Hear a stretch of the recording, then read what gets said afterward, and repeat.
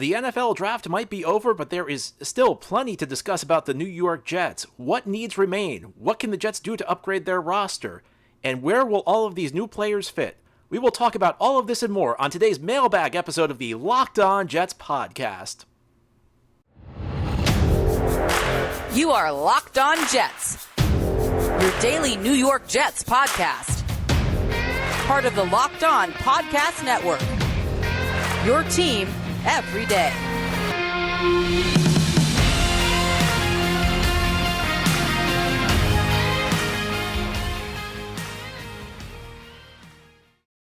Welcome. This is the Locked On Jets podcast, part of the Locked On Podcast Network, your team every day. It's Wednesday, May 4th, Star Wars Day 2022, and I'm your host, John B. from GangGreenNation.com. Thank you so much for making this show your first listen or your first watch every day. We are free and available on all platforms, including YouTube. If you like what you see or hear, hit that subscribe button and you'll never miss an episode. If you're watching on YouTube, please give this episode a big thumbs up. It helps the channel out, and it helps other Jets fans find this podcast.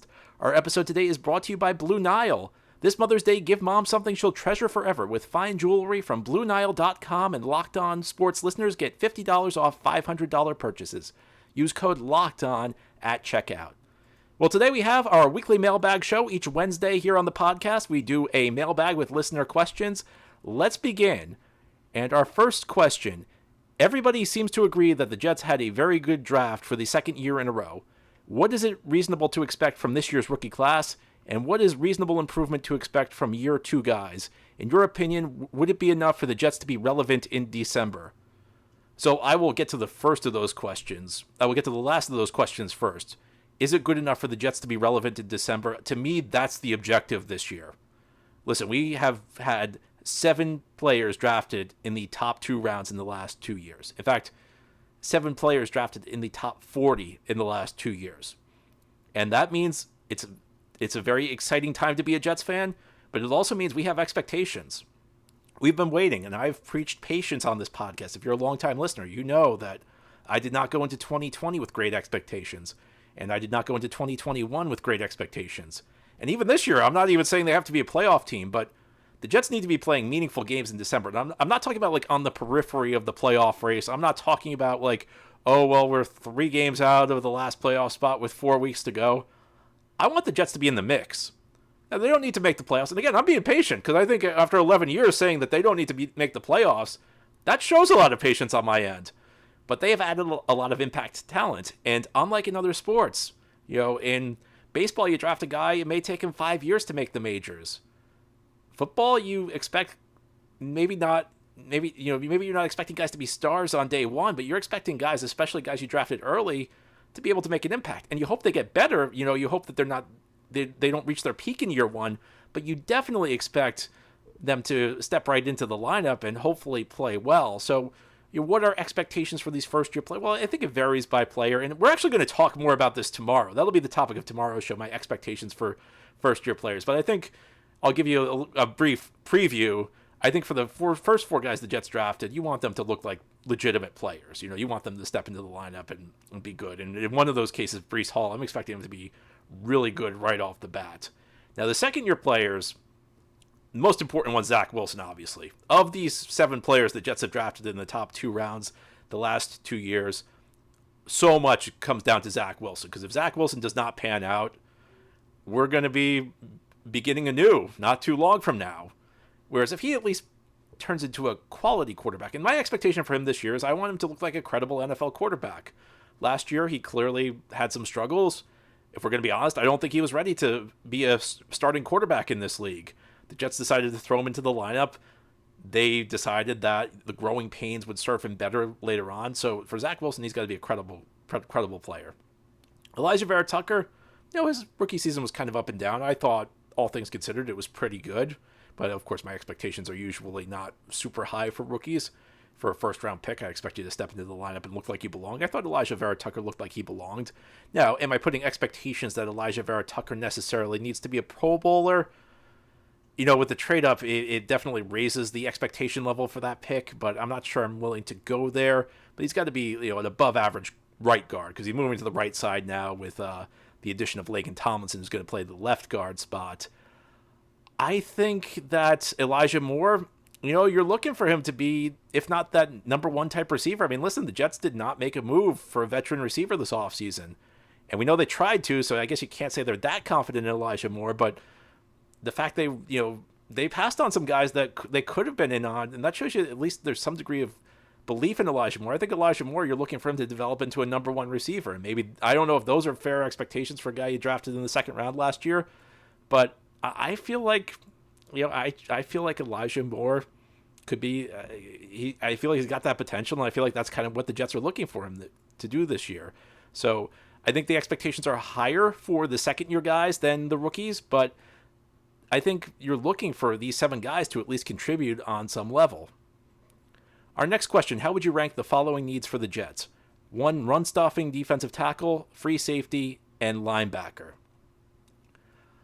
I think free safety would probably be near the top of my list. Even though you've got LaMarcus Joyner, you're counting on a guy who only played 13 snaps last year, and a guy who really hasn't played free safety since 2018.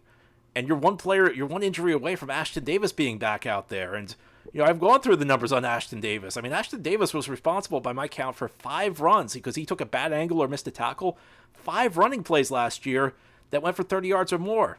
Now, listen, those were bad plays for the Jets. I mean, those are plays where there would have been 8-yard runs anyway, but Ashton Davis was just brutal last year. And I don't know how much I trust LaMarcus Joyner in his 30s. And if you just take those 5 plays if Ashton Davis makes the tackle where he should make them, the Jets' run defense for the entire season drops by half a yard. That's how much those plays hurt the Jets last year. And I just don't see Ashton Davis really developing.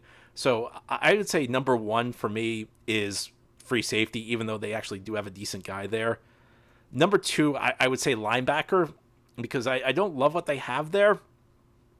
And I know a lot of people disagree with me on that. I know a lot of people think the Jets are pretty solid at the linebacker position with Quincy Williams and CJ Mosley. Now, I'll say this. When you have a quality defensive line, which the Jets should have, and when you've got quality corner play, which the Jets should have, and I don't know that they really had either of these things last year because of, first of all, injuries on the defensive line and a few underperformances, and then the corner position, you were breaking in some young guys.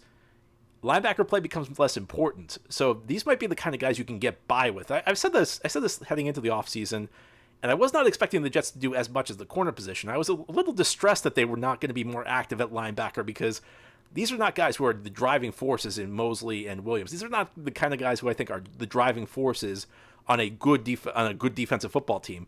But they're the kind of guys where if they're like your 8th or 9th or 10th or 11th best defender, you can live with it. And I think that's kind of like where the Jets are now because they're good on the defensive line and because they're good at the corner position. So, I feel like I can live with this group a little bit more. And yeah, you'd like a run-stopping defensive tackle in an ideal world, but I still like what the Jets have on the defensive line, so I just can't go crazy there. I think that I don't think it's that bad of a spot.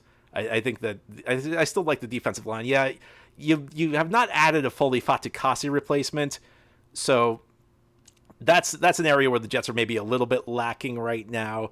But I still feel like I still feel like you're okay there on the defensive line. Our next question: now that the draft is over, do you see the Jets pursuing any available free agents to fill the needs that they weren't able to draft players for? If so, who? Well, I think in an ideal world, this is just guessing. I'm not giving you any insider information right now, but last year they made a signing after the draft that turned out to be really important in Morgan Moses because Mekhi Becton went down the first week of the season. Moses was signed, and at the time I assumed Moses was signed to be a starter, and as it turned out they signed him to be a backup. Well, it didn't really matter because Mekhi Becton got injured for the year in the first game, and Moses stepped right into the starting lineup, and to the extent it matters for a 4-13 football team, Morgan Moses really provided stability. So I think at the tackle position, you'd like a third guy because, I don't really know who the third tackle is right now for this football team. And it's whoever it is, it's not a guy who profiles to be very good. It's certainly not a guy who's going to be as good as Morgan Moses. I'm a big believer that you want to have 3 starting tackles on your football team for just the situations the Jets found them in last year. So, a guy who comes to mind for me, and I don't know whether the Jets would be interested in him, and I don't know, it's very difficult to find information on the severity of his injury because he ended 2021 injured, is Riley Reif from the Bengals, a guy with a track record of quality play. If the Jets were interested in him, maybe that would be a guy who could be in the mix. Another guy who I think would be a good fit, and we just talked about the idea of having a run-stopping defensive tackle, Akeem Hicks, formerly of the Bears. Now, I don't know if he's really a nose tackle the way Foley Fatukasi is, but for what the Jets need, I could see that being a decent addition. I think that really what you're looking for on this defensive line is you are looking for somebody who can come in and help you against the run, because that probably is the weakness on this team right now. I think so. Those would be two guys who come to mind, and I don't really know who fills the free safety role. Tyrann Mathieu would have been a guy who would have made sense to me after the draft, but obviously now he's not going to be in the mix for the Jets. So I don't really know where you go at the free safety position. And as much as I love a linebacker upgrade, again, I don't really know where you'd go. And it doesn't seem like the Jets really believe that they have a problem at the linebacker position. So I don't think they're going to do anything there. But those are two guys who come to mind. One guy on the offensive line, Riley Reif, the other Akeem Hicks on the defensive line. Those are two guys who I think could fit good roles well for the Jets. Whether or not they're interested in them, I'm not entirely sure. Now, ahead here on the Locked On Jets podcast, we're going to discuss how excited Joe Douglas and Robert Saleh are about the draft. When they spoke to the media the other day, they gave the indication that they loved what they did, and I'm sure they did. Did they love it as much as they said they did, though? We'll discuss that ahead here on this Wednesday mailbag episode of Locked On Jets. Of course, we just finished the NFL draft, and that means Mother's Day is right around the corner. This Mother's Day, give mom something she'll treasure forever with fine jewelry from BlueNile.com, and Locked On Sports listeners get $50 off $500 purchases. This podcast exclusive is good only through Mother's Day. Use code LOCKEDON. That's code LOCKEDON. It's one word with no space, LOCKEDON. Plus, every order is insured. It ships free and arrives in discreet packaging that won't give away what's inside. Shop stress-free and find your forever peace. Go to BlueNile.com today. Mark Mother's Day with something enduring. Classic diamond stud earrings, elegant tennis bracelets, birthstone pendants, and so much more on BlueNile.com. Again, that's BlueNile.com, BlueNile.com. Promo code LOCKEDON, one word with no space, LOCKEDON, for $50 off $500 purchases. Thank you for making Locked On Jets your first listen or your first watch every day. We are free and available on all platforms, and we continue our weekly mailbag. Our next question, listening to the Joe Douglas and Robert Saleh post-draft press conference, they shared how they rated their picks highly and mentioned how they were willing to trade up to get certain players. How much of that do you consider coach and GM speak? I have no doubt they wanted these guys, but do you feel that Douglas and Saleh over-embellish how highly they rated certain players in the hopes to promote a more positive narrative about their strategy and the players themselves? Well, yes, because I think every single team in the NFL does that. If you listen to these post-draft press conferences, everybody got 3 of their top 20 players. It's all 32 teams do this. They act like the board fell perfectly for them. It's amazing how the board falls perfectly for every team every year. Now, I will say this. I think the Jets are being more honest than other teams are, because they did have 4 of the top 36 picks in this year's draft. So obviously the Jets got at least 4 of their top 36 players. And if you do that, you usually, if you actually got 4 of the top 36 players, you had an excellent draft. The other aspect of this, of course, the coach and general manager love the players they picked. They're the ones who picked them. So this is, I think to a certain extent, this is coach and GM speak. But listen, we know the Jets got 2 of their top 10 players. And, the question, they may say Jermaine Johnson was a top 10 player on our board. Well, they did trade up to get him, which suggests that, they did really like Jermaine Johnson. It's not like they sat there at 35 and just waited for him to fall. And that's a sign that usually if you trade up, that's a sign you have the player rated higher than he's fallen. So I do believe it when we're talking about the top picks. Now, where I might draw the line is, they're kind of insinuating that if they had kept the 69th pick, they would have drafted Jeremy Ruckert. All right, that might be stretching it a little bit. I feel like that's... I don't know that I buy that. I'm not saying it's impossible that Jeremy Ruckert happened to be their top player on the board when pick 69 came, but that's a little convenient that this guy lasted another 30 picks. I mean, the guy essentially lasted another full round, is what you're saying. The number 1 player on your board. It's maybe it's true, but that's where I may draw the line a little bit. But I believe Douglas and Saleh this year more than I believe your typical Jets GM, and I believe them more than I believe other teams. And that's just because they picked so highly. So I think that, yeah, for the most part, the Jets were probably telling you the truth. But yeah, there's probably a little embellishment, especially when we get to Jeremy Ruckert, when they're kind of insinuating they would have taken him at the top of the third round. That I'm not sure I buy. Our next question deals with Ruckert himself. Any chance that LaFleur tries Jeremy Ruckert in the Kyle Juszczyk role? He has the hands and the blocking ability to pull it off, I think. Let's face it, they want someone doing that job, and Wesco is not getting it done. It also would explain why Joe Douglas used a pick in a position that they just spent a lot of money on in free agency. I don't. I think I do think that they have somebody for that type of role in mind who's, Juszczyk is the 49ers fullback who kind of moves all over the formations. I think if they have a guy in mind for that, it's Tyler Conklin, who they signed from Minnesota. And Sal has kind of alluded to the idea that, even though the Jets signed CJ Uzomah and Conklin, they almost view these guys as two different players playing two different roles. And I even heard Salah kind of suggest that these guys for the Jets offense play two different positions. So I think it's going to be Tyler Conklin. I think what Jeremy Ruckert was a guy the Jets drafted, and people may disagree with me on this. I don't think Jeremy Ruckert's a player for the Jets this year. I think Jeremy Ruckert could be a player for the Jets a year or two down the line. But I think he's got some development to do. I've heard people say he's the best blocker in the draft. I think he could be down the line because he's willing. He's got the physical tools. And so much about blocking at the tight end position for me is about, do you put in the effort? And Jeremy Ruckert puts in the effort. Jeremy Ruckert likes to block. He likes contact. I do think there are times where he gets a little undisciplined. He's going to have to refine his blocking skills a little bit. I think his hand placement can be a little suspect at times. I do think he can get there, though. But to me, this was the perfect year to draft a tight end in the third round because you have Uzomah and because you have Conklin. So there's no pressure. You can draft a developmental guy, and he's not going to be on the field. If you do what the Jets usually do, which they usually draft these really raw players, and they have nobody to play over them, so they stick them on the field before they're ready, and they go out and they get their butts kicked, and everybody's complaining. Everybody's like, this pick's a bust. The Jets never do what they've done this year with the tight end position, which is they draft a guy who's a little bit raw, who needs a little bit of refinement, and they're going to be able to sit him, and they're going to be able to work with him on the practice field. It's a beautiful thing. It's really a good thing that the Jets aren't pressing this kid into duty before he's ready. And listen, maybe he'll be a quick learner. Maybe he will be ready.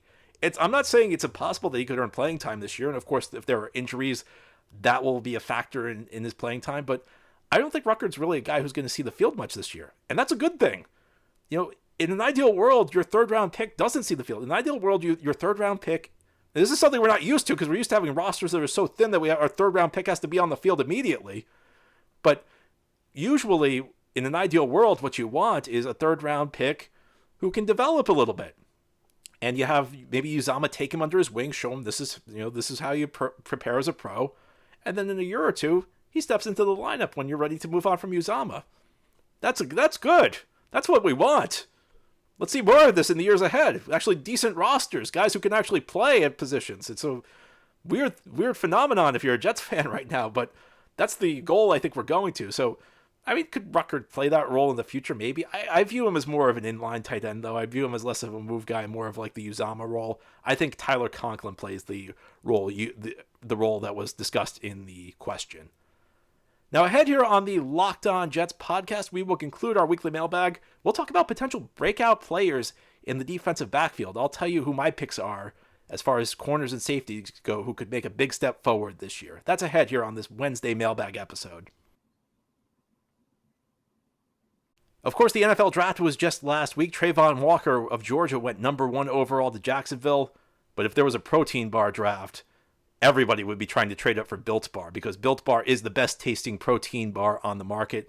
The bars are covered in 100% real chocolate. Because at Built Bar, they figure out how to make it healthy, but first they figure out how to make it delicious. And there are so many great flavors: banana cream pie, raspberry, double chocolate, and many more. And the bars are healthy as well. Most bars contain 130 calories, 4 grams of sugar, 4 net carbs, and 17 grams of protein. Compare that to a candy bar, which usually has around 240 calories, 30 grams of sugar, and dozens of net carbs. If you want to check out all the delicious Built Bar flavors, go to Built.com. Again, that's Built.com, Built.com.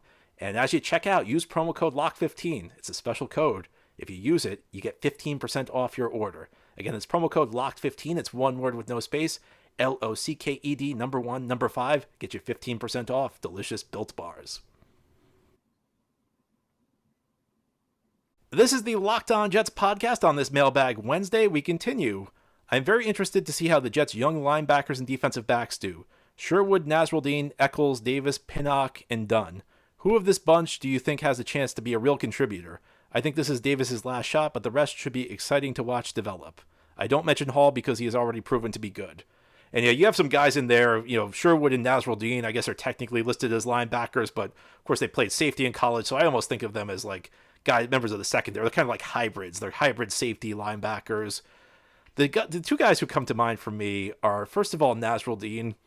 And we did not see much of him last year, but there was just so much hype around this pick because everybody was talking about how he was on track to be a first-round talent, and then he had suffered that injury at Florida State and didn't really play his last year, but the talent's there, so maybe another year removed from his injury, he's a guy who could step into the lineup and do some good things for the Jets.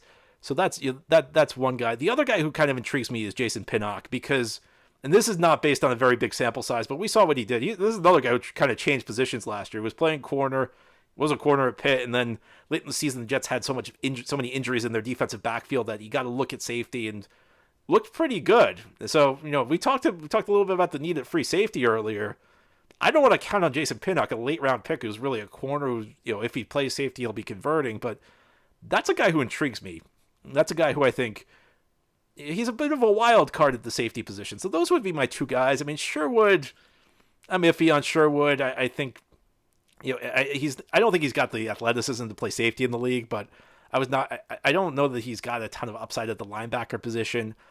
Eccles, we saw last year, was really a backup level player. I mean, he's a late round pick. He's got starting experience, which is good. If he's your number 5 corner, which he now is on the Jets, I'm happy with that. I'm happy to have Eccles, but I don't think he's more than a number 5 corner. Davis is, I've already given up on Ashton Davis. I'm sorry, Ashton Davis fans, but I just can't watch this guy anymore. I've given this guy 2 years. He hasn't developed at all. He looks like the same player he was at Cal. And Isaiah Dunn, who the Jets loved, the Jets gave him a record signing bonus for a non-drafted free agent last year. And I've yet to understand why, because he was terrible in preseason and did not take advantage of his opportunities last year when he saw the field. So, I don't see it in him, but we'll see. I guess my two guys are from that group are Nasruldeen and Pinnock. And our last question, John, how do you think the Jets might deploy their corners, Sauce Gardner, Bryce Hall, and DJ Reed? Is Reed going to be in the slot, even though he's mostly been an outside corner in the NFL? Also, it seemed that Saleh usually put the corners in the same place every game, regardless of who they were lining up against. Do you expect that to change now, especially with the height discrepancies at corner? For example, can you really put 5'9" DJ Reed on 6'3" Gabriel Davis? So, good questions there. I think Bryce Hall goes to the bench. Jets fans are putting a lot of effort into trying to figure out ways to get Bryce Hall on the field. I've heard free safety suggested for him. I've heard somebody's moving to the slot. I don't think they're moving DJ Reed to the slot. Now, interestingly, San Francisco drafted DJ Reed when Robert Saleh was their defensive coordinator, and DJ Reed played the slot when he played with Saleh in San Francisco. But DJ Reed earned this big contract in Seattle for his play on the outside. And yeah, he's a little small, but you know something? He can play on the outside. He's physical. If you're small, you got to be physical, and DJ Reed is physical. And I've seen small corners succeed in this league before. Listen, if you're a Jets fan long enough, you remember Aaron Glenn. Guys, Terrence Newman's another one. Antoine Winfield. That's a bad name for Jets fans if you remember how they struck out at him in free agency in 2004. But it's not impossible for a guy who's smaller in DJ Reed to succeed on the outside, and it would just be weird for me because he did not really amount to anything playing in San Francisco, even though he was with Saleh in San Francisco, really did not amount to anything until he moved to the outside. And obviously Sauce Gardner's going to play, so I think Bryce Hall goes to the bench. And I feel like they're going to stick with, you get the left side. I don't know whether Reed's going to play the left or the right side or Gardner's going to play the left or the right side, but I do feel like both of these guys are going to just stick to their side. I think that's part of the reason they invested at the corner position this offseason, because they wanted two guys they could trust. It seems to be a philosophical thing with Saleh. Not every team, some teams have their number one corner follow the number one receiver of the other team across the field. Other teams do it the way Saleh does. It's really more of a philosophical thing than it is a right or wrong thing. But I think they wanted two corners they could trust in any situation, because you remember that Buffalo, it's interesting you bring up Gabriel Davis in that question. Well, if you watch that Buffalo game in the Meadowlands last year, you saw that Buffalo was constantly sending Stephon Diggs against Javelin Guidry, and Robert Saleh got questions, why didn't you have Bryce Hall shadow him? And Saleh said, well, it's not really the way our defense works. Well, now you have the players to maybe make that work a little bit better, because no matter who you line up against, you're going to have a good corner covering him. So I don't think that's going to change. In fact, I think that's the reason the Jets invested in 2 corners. If the Jets had only invested in one of these corners, then maybe that's a sign that they're going to start shadowing, have your number 1 corner follow the number 1 receiver. If you trust corners on both sides, then that kind of eliminates the need for that. So I think things will stay the same. I think Bryce Hall goes to the bench, and it's good to have good backups. It's good to have a guy like Bryce Hall, a guy who's a proven quality corner as your number 4 guy, as your first guy off the bench. And I think Michael Carter II remains in the slot. That's how I see it. And if you've listened to Saleh since the draft, that's kind of what he's alluded to the Jets doing as well. Anyway, that's all for our show today. Thank you so much for listening or watching if you're on YouTube. This has been the Locked On Jets podcast, part of the Locked On Podcast Network, your team every day. We have new episodes each day, Monday through Friday. If you like what you see, hit that subscribe button. Give the show a 5-star review on your podcast source, or a big thumbs up if you're watching on YouTube. Hope you have a great Wednesday, everybody. Tune in tomorrow. I will offer my thoughts on expectations for the Jets rookies in the draft class of 2022.